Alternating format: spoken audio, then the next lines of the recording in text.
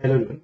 So today we are going to discuss about Wildlife Protection Amendment Bill 2022, वन्यजीव संरक्षण कायदा, कि जो लास्ट कुछ दिनों से बहुत ही चर्चा का विषय रहा है, जो कि रिसेंटली राज्यसभा में बाय वॉइस वोट भी पास हुआ है, बट कई बहुत सारे अहम मुद्दे हैं कि जो आज भी डिस्कस होना बाकी है, तो उस बारे में भी हम चर्चा करेंगे, जिसको अपोज भी हुआ था कुछ मिनिस्टर्स के द्वारा, वो भी हम इसमें डिस्कस करेंगे।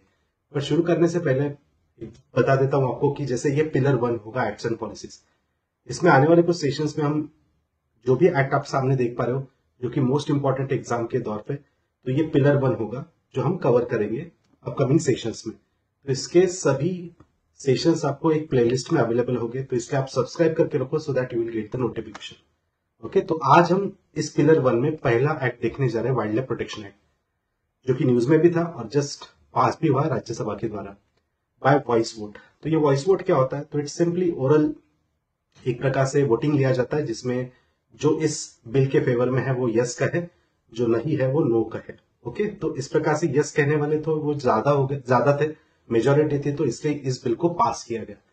बट सभी डेफिनेटली इसको एग्री नहीं कर रहे थे, जैसे कि कांग्रेस के जो x environment minister Jairam Ramesh, इन्होंने सीधा कह दिया कि can't support the bill in present form.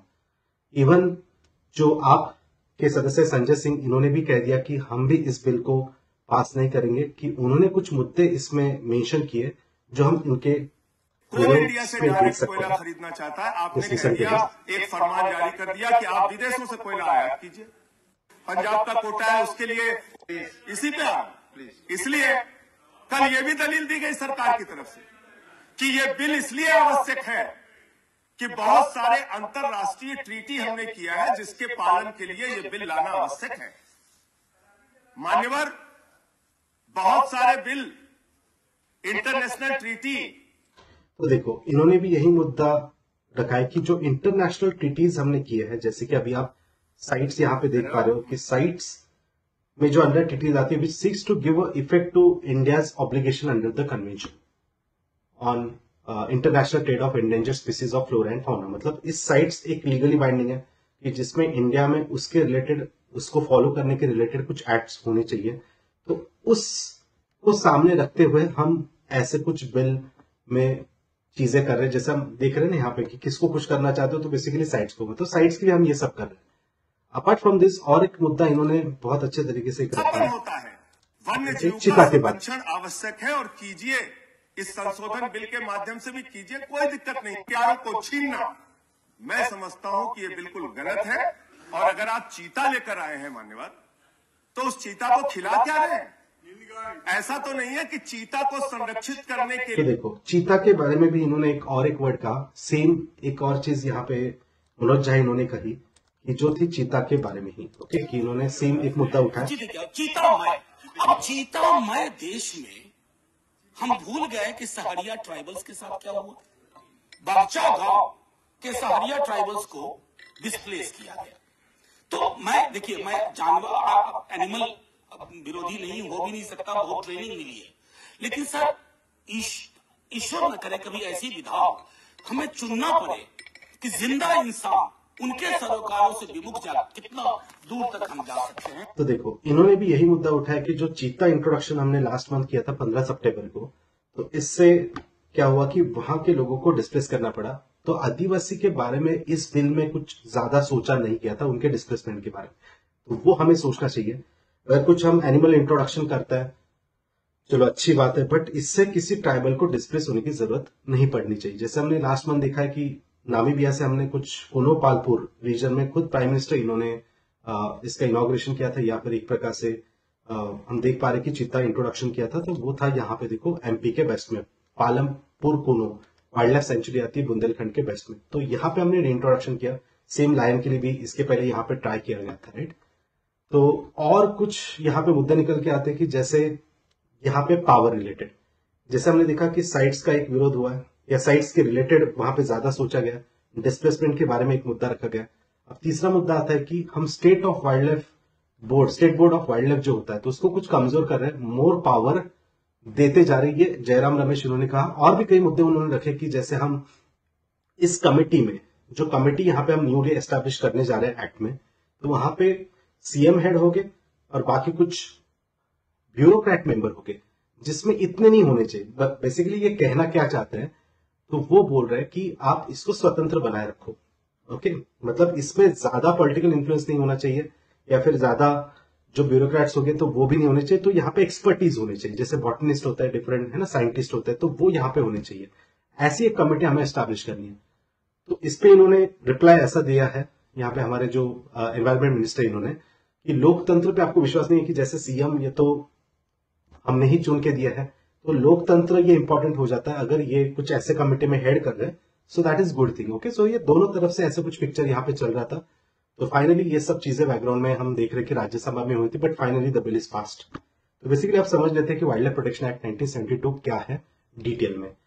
तो इंडिया में 1887 में, मतलब ब्रिटिश टाइम से ऐसा एक wild life bird protection act था सबसे पहले, अगर कोई एक्ट देखेंगे। उसके बाद 1912 में एक सेकंड लॉ हुआ था, wild birds and animal protection, जिसमें अमेंडमेंट हुए कुछ 1935 में।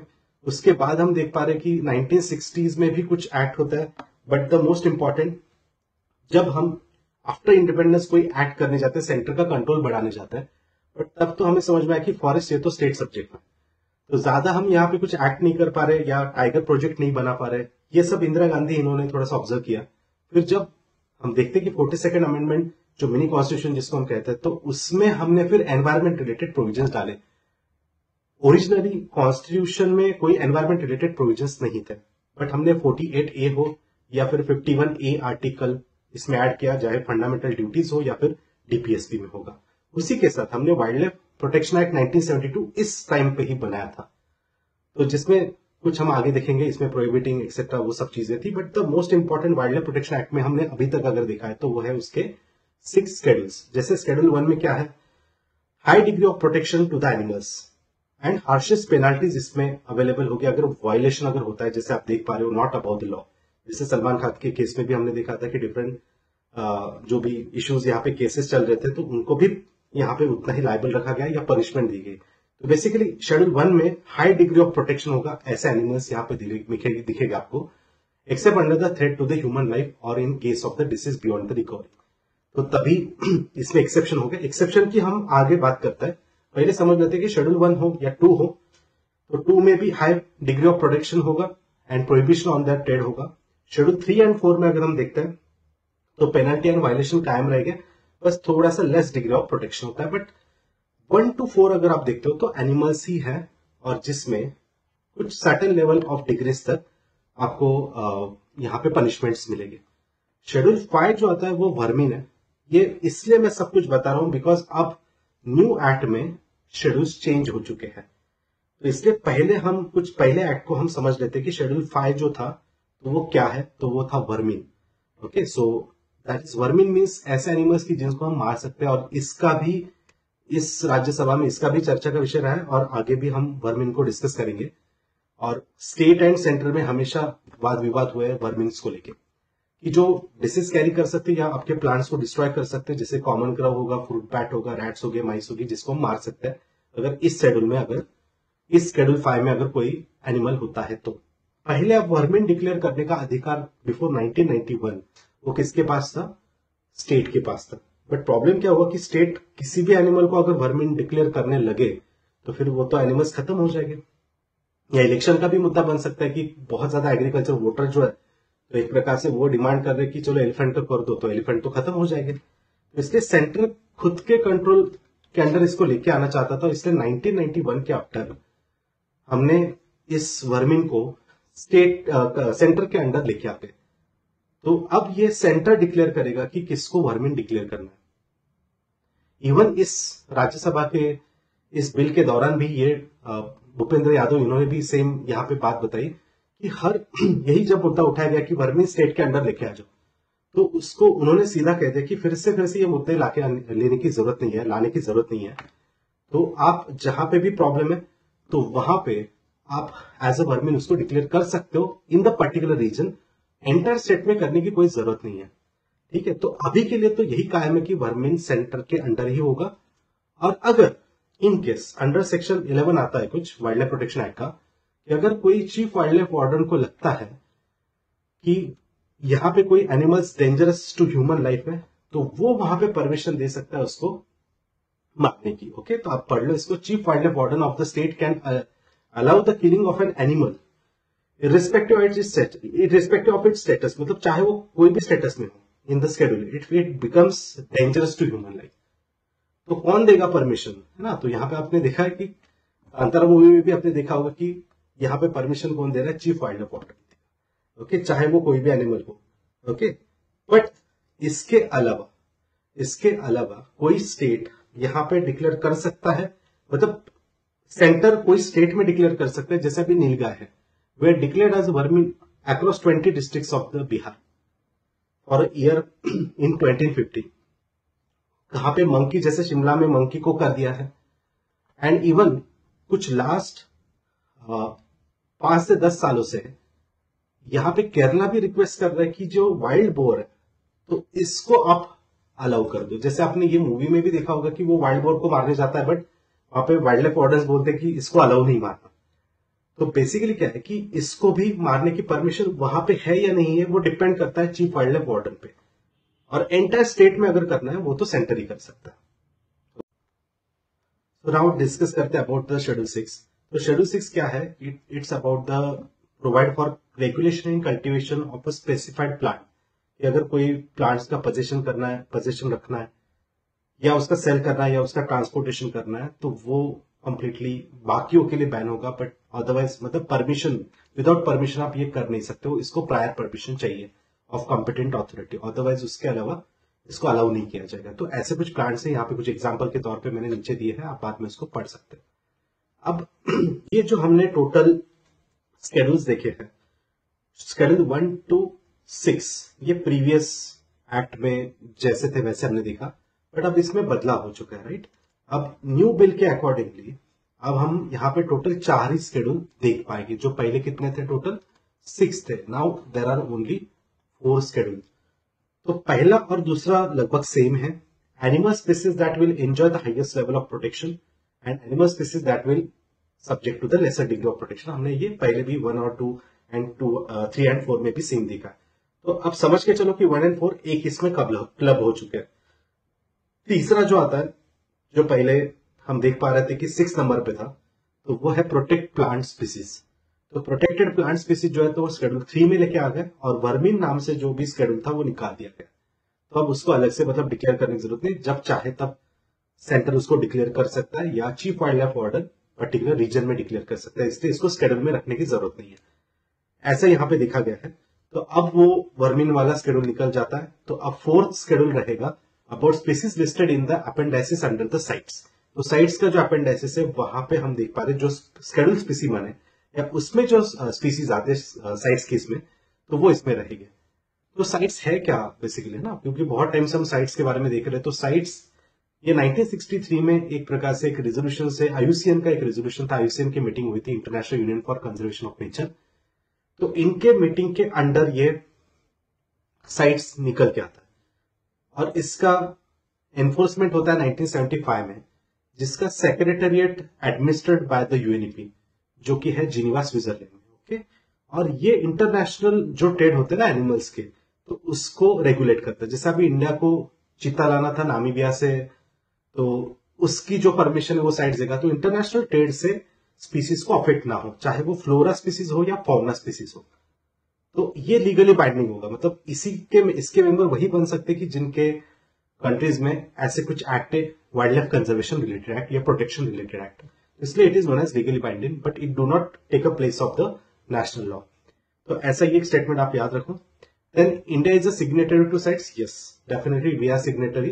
एंड अभी जो इसका मीटिंग हुआ था वो पनामा में हुआ था, उसको भी याद रखो, उसके आगे भी हम चर्चा करेंगे।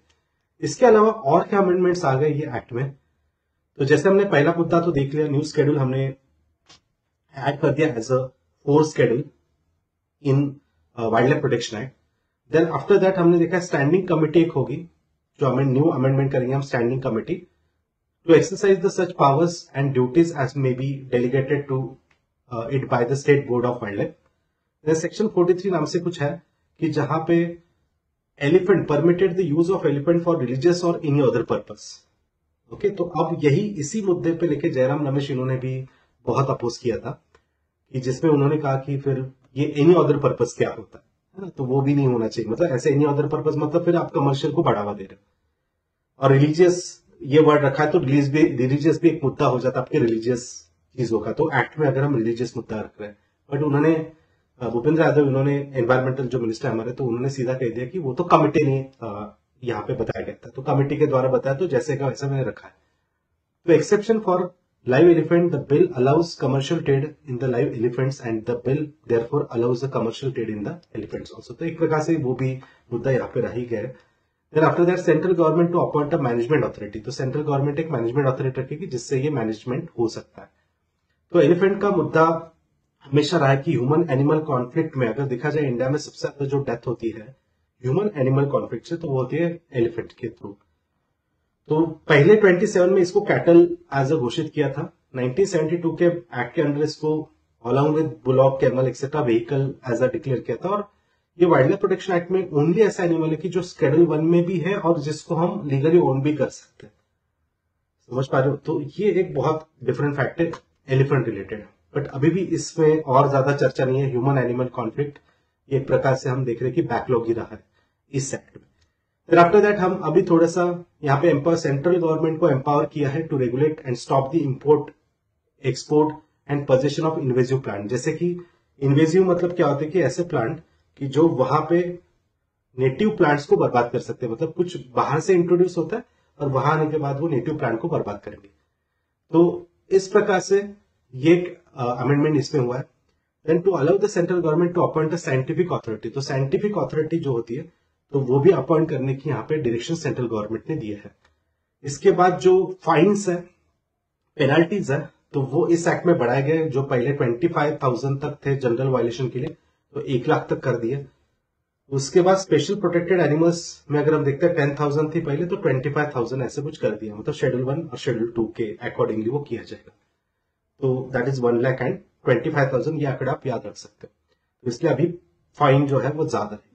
इवन ग्रेजिंग के लिए, अभी ग्रेजिंग ग्राउंड्स के लिए भी कुछ अलाउ किया है कि देखो यहाँ पे कि improve the management of the protected areas and also permit the specific activities like grazing वगैरह, जो सराउंडिंग में एक्टिविटीज है वो अलाउ कर दो, लेजिटिमेट यूज उसका अलाउ कर दो। एंड जो हाउस होल्ड वाटर वगैरह, ड्रिंकिंग वाटर इसके आसपास जो भी छोटे मोटे लेक्स हो गए, नेशनल पार्क, सेंचुरीज के आसपास, तो उसको एक्सेस करने की परमिशन दे दो। तो ऐसा यहाँ पे मैनेजमेंट वगैरह एक्सेस किया है। उसके बाद प्रोटेक्शन ऑफ फॉरेस्ट लैंड्स भी फॉरेस्ट राइट एक्ट में भी थोड़ा सा इन्होंने मेंशन किया कि सो इक्वल यहाँ पे इनके बारे में भी सोचना जरूरी है। वो जस्ट नॉर्मली यहाँ पे मेंशन किया। Then after that state can declare areas adjacent to national park and sanctuary as a conservation reserve, तो नेशनल पार्क एंड सेंचुरी के सराउंडिंग में स्टेट डिक्लेयर कर सकता है। ये भी प्रोविजन इसमें ऐड कर दिया। देन फॉरेस्ट राइट एक्ट में थोड़ा सा एनहांसमेंट इन्होंने देखा है कि जो management plan must be prepared after due consultation with gram sabha concern. Okay, तो जो भी मैनेजमेंट प्लान होगे तो इसके रिलेटेड ग्राम सभा से कंसल्ट किया ही जाएगा।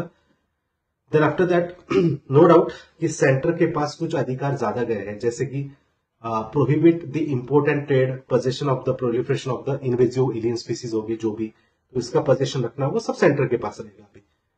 एंड कंजर्वेशन रिजर्व डिक्लेयर करना है, एक मैनेजमेंट अथॉरिटीज रखना है, तो ये सब एक प्रकार से सेंटर के ही हाथ में होगा। तो इसलिए इस एक्ट से सेंटर की पावर बढ़ चुकी है क्या? Yes, definitely. Then after that इन्होंने और एक अमेंडमेंट बिल में एक मेंशन किया है कि जो एनिमल्स को सीज किया जाता है, जो इलीगल ट्रेड के अंडर आए थे बट उनको पकड़ा गया है, मतलब ऐसे इलीगल जो ट्रेड कर रहे थे, और उनके पास जो एनिमल है उनको हमने यस लेके आ गए। तो ऐसे जो एनिमल्स है, सीज्ड एनिमल्स या उनके जो डिस्पोजल्स होता है, तो उनका हमें ध्यान रखना होगा। तो टेक केयर ऑफ द या better care of the yes this animals which are seized. Then after that enable and control over the invasive alien species. जैसे मैंने पहले ही बताया आपको कि इन्वेजिव एलियन स्पीसीज जो होते हैं, जो स्पीसीज वहां के नेटिव बायोडायवर्सिटी से नहीं बिलोंग करते, वो बाहर से आ जाते हैं। जैसे कांग्रेस ग्रास है, वो पहले वहां पे बिलोंग नहीं करती थी, बट बाहर से आके फिर इतनी बढ़ जाती है वो फार्म लैंड्स में कि उसको कंट्रोल करना मुश्किल हो जाता है। तो इसलिए फिर ऐसे अलाउ ही ना करो। वो अगर कहीं ट्रेड में आ जाता है तो उसको वहां पे रोक दो, so that it cannot destroy the local biodiversity. Then after that chapter 5B नाम से एक ऐड हुआ है कि regulation of international trade in endangered species, constitution standing committees एक एस्टैब्लिश किए। तो इसलिए साइट्स थोड़ा सा बहुत ही अच्छे से न्यूज में है। तो याद रखना, इस बार इसका मीटिंग हुआ था पनामा में, COP19 जिसको कहेंगे हम, तो साइट्स का रिलेशन अच्छा याद रखो कि अब इसको न्यू स्केड्यूल में हमने स्केड्यूल 4 में ऐड कर दिया है. ओके, देन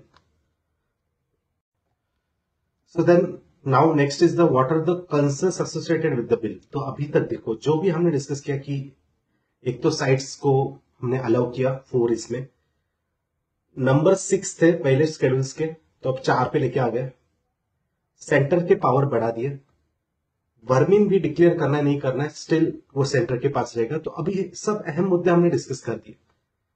बट एक यहाँ पे कंसर्न अभी भी रहा है कि ह्यूमन वाइल्ड लाइफ कॉन्फ्लिक्ट, ये अभी तक एड्रेस नहीं हुआ. इस रिलेटेड ये कंसर्न है या फिर एलिगेशन हम बोल सकते हैं या फिर एक प्रकार से इसको क्रिटिसाइज किया जाता है कि अभी तक इन्होंने ह्यूमन एनिमल जो कॉन्फ्लिक्ट इको सेंसिटिव जोन के रूल्स है वो डिफाइन नहीं किया है. ये पहला मुद्दा. दूसरा है कि parliamentary standing committee and species listed in all 3 schedules of the bill is incomplete also. मतलब वो कंप्लीट लिस्ट नहीं है एनिमल्स के related. Then after that scientist, botanist, biologist are short number. जो मैंने बताया कि आपको जयराम रमेश उन्होंने भी बताया था वही मुद्दा कि जो साइंटिस्ट, बॉटनिस्ट, बायोलॉजिस्ट उनको शॉर्ट नंबर, मतलब उनको इतना इंक्लूजन नहीं किया हमने. जो एक्सपर्ट है इस चीजों में, तो उनको कई कमिटी में हमने उतना ज्यादा स्थान नहीं दिया है. तो वो एक यहाँ पे मुद्दा बना है. Right, so this is all about this wild life protection act amendment bill, जो उसमें चेंजेस हुए हैं. तो यस, वे फॉरवर्ड आप इसको स्टॉप करके बाद में पढ़ सकते हो, which is important for your means. And after that इस आज के पिलर 1 में हमने देखो wild life protection act 1972 complete cover किया है. इसी प्रकार से आने वाले कुछ सेशंस में हम अदर भी एक्ट कवर करते रहेंगे. जो प्लेलिस्ट में आपको एक्सेस मिल जाएगा, एक ही जगह पे पूरे आपके एक्ट्स हो जाएंगे, है ना. तो वहां पे आप एक्सेस कर सकते हो और इसलिए सब्सक्राइब करके रखो so that you will get notification. And even you can follow me on Unacademy, so जहां पे आपको अदर भी क्लासेस एक्सेस कर सकते हो. Right, so thank you all of you. So see you in the next session with the next act or next part of the pillar.